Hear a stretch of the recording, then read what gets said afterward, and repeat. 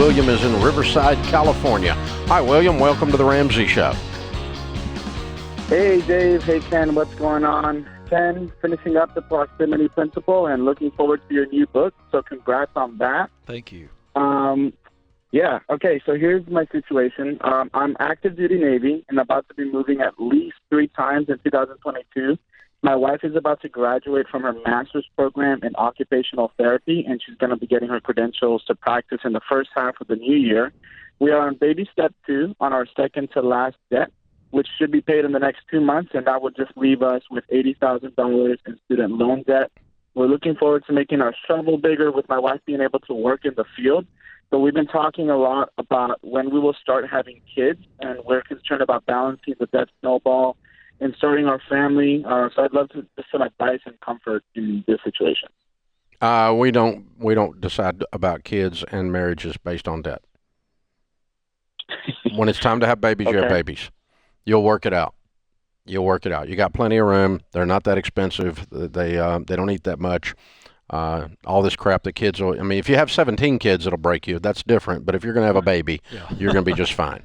You're going to be just fine. And the same thing with marriage. The only thing we tell folks about marriage is you need to be on the same page, that you're heading in the right direction together.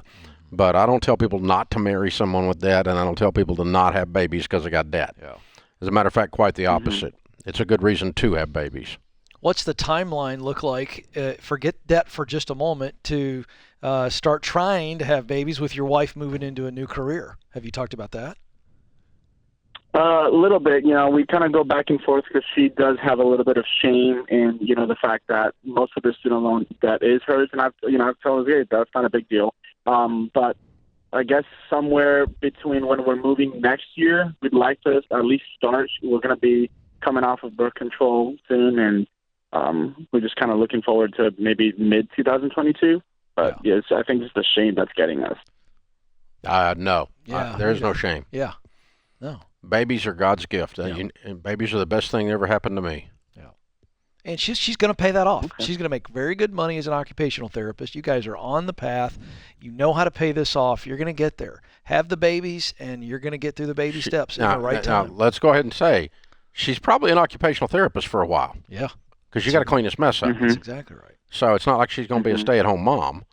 You don't have the budget for that. That's correct. But it's not that you can't have kids, for sure. So you do what you want to do. It sounds like you already are. I missed the part where I'm going to say no, and they're going to go back on birth control. That's really awkward as crud. But no, I'm definitely not going there. Yeah. So I can't even believe I said that out loud. Yeah. But anyway, that's what he said. It's what he said. Yeah. So it's a little warm in the studio all of a sudden for me. I don't know about anybody else. No, they'll get it. I mean, look, she can be a working mom and crush this thing, and that's beautiful.